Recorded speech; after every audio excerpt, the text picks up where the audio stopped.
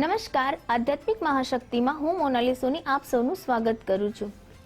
આજે એટલે કે ભાદરવા સુદ ચતુર્થના દિવસે જે ગણેશજીનું સ્થાપન કરવામાં આવે છે તેનું વિશેષ મહત્વ દર્શાવવામાં આવે છે।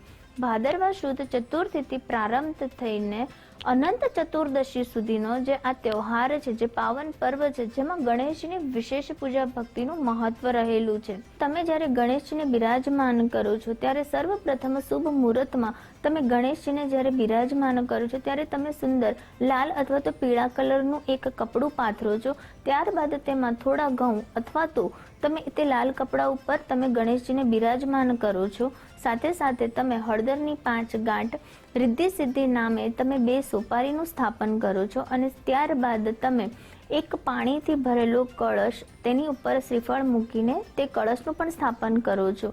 ગણેશજીના વિશેષ આરતી અને પ્રસાદ દ્વારા તેમની પૂજા અર્ચના સાથે સાથે ગણેશ ચાલીસાનો પાઠ કરીને તમે ગણેશની પૂજા ભક્તિ કરી શકો છો। અલગ અલગ રીતે તમે તમારી શ્રદ્ધાપૂર્વક ભક્તિ અને પૂજા કરીને ગણેશજીના આ તહેવારની ઉજવણી કરીએ છીએ। ગણેશજી દરેક વ્યક્તિના કષ્ટો દૂર કરે તે માટે દરેક વ્યક્તિ ભગવાનની પૂજા કરે છે। પોતાના દુઃખ ભગવાન આગળ કહીને તે ભાવનાત્મકતા રીતે પણ જોડાઈ જાય છે। 10 દિવસના અંતે જ્યારે ગણેશ વિસર્જન કરવાનું હોય છે ત્યારે પણ વ્યક્તિ ભાવુક થઈ જતા હોય છે। જ્યારે મહારાષ્ટ્રમાં કરવામાં આવતો આ તહેવાર તો ખૂબ જ વિશેષ મહત્વ ધરાવે છે, કારણ કે દરેક ઘરમાં ગણેશજીનું ખૂબ જ વિશેષ રીતે પૂજા અર્ચના કરવામાં આવે છે। કેટલાક કાર્યક્રમો કરવામાં આવે છે અને ગણેશજીનો આ પર્વને ઉજવવામાં આવે છે। ગણેશજી છે તેના વિશેષ ઉપાયની જ્યારે આપણે વાત કરીએ છીએ તો ગણેશજી દરેક પ્રકારના વિઘ્નો ટાળવાવાળા દેવ છે। એટલે કે જ્યારે પણ આપણે ગણેશજીની પૂજા ભક્તિ કરીએ છીએ, ગણેશજીને બિરાજમાન કરીને આપણે આપણા કોઈ પણ કાર્યની શરૂઆત કરીએ છીએ। સાથે સાથે ગણેશ ચતુર્થીમાં તમે ગણેશજીના વિશેષ મંત્રોનો જાપ કરી શકો છો।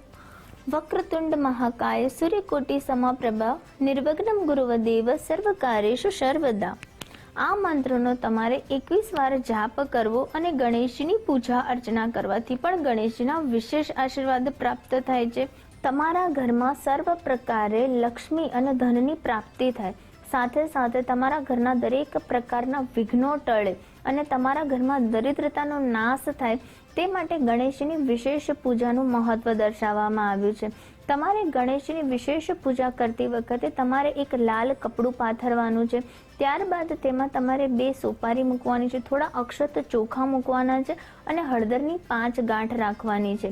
ત્યારબાદ તમારે 108 દુર્વાને હળદરના પાણીમાં પલાળીને તમારે ગણેશજીના વિશેષ મંત્રનો જાપ કરવાનો છે, જેમાં તમારે શ્રી ગણાધિપતયે નમઃ મંત્રનો જાપ કરો અથવા તો હિં કામ ગણપતયે નમઃ મંત્રનો પણ તમે જાપ કરીને 108 વાર તમે આ દુર્વા ગણેશજીને અર્પણ કરો છો તો તમારા જીવનના દરેક પ્રકારના કષ્ટો તો દૂર થાય જ છે। સાથે સાથે તમને ધંધાકીય સફળતા પણ મળે છે, તમારા દાંપત્ય જીવનમાં પ્રેમ મીઠાશ આવે છે અને તમારા સંતાનો પણ સફળતાની શિખરો પાર કરે છે। જ્યારે કોઈ પણ વ્યક્તિને લગ્ન સંબંધિત સમસ્યાઓનો સામનો કરવો પડતો હોય અને કોઈ પણ કારણ કરવા છતાં પણ તેના લગ્નમાં રૂકાવટો આવતી હોય ત્યારે વ્યક્તિએ 21 ગોળની ગોળીઓ લેવાની છે અને તે ગોળી બનાવીને તે 21 ગોળની ગોળી ભગવાન શ્રી ગણેશને અર્પણ કરવાની છે। સાથે સાથે ગણેશ મંત્રનો જાપ ત્યાં બેસીને કરે છે। આવો વ્યક્તિ દર મંગળવારના દિવસે કરે છે તો વ્યક્તિના જે પણ લગ્ન સંબંધિત રૂકાવટો છે તે દૂર થાય છે અને તેમને તેમનું પ્રિય પાત્ર પ્રાપ્ત થાય છે। જીવનમાં જ્યારે કોઈ પણ પ્રકારના રસ્તાઓ નથી જડતા, મુસીબતોથી ચારે તરફથી વ્યક્તિ ઘેરાઈ જાય છે ત્યારે નિયમિત રૂપે ગણેશજીના ગણેશ ચાલીસાનો અથવા તો ગણેશજીના અથર્વ શીર્ષનો પાઠ કરવાથી પણ વ્યક્તિના તમામ પ્રકારની સુખોની પ્રાપ્તિ થાય છે।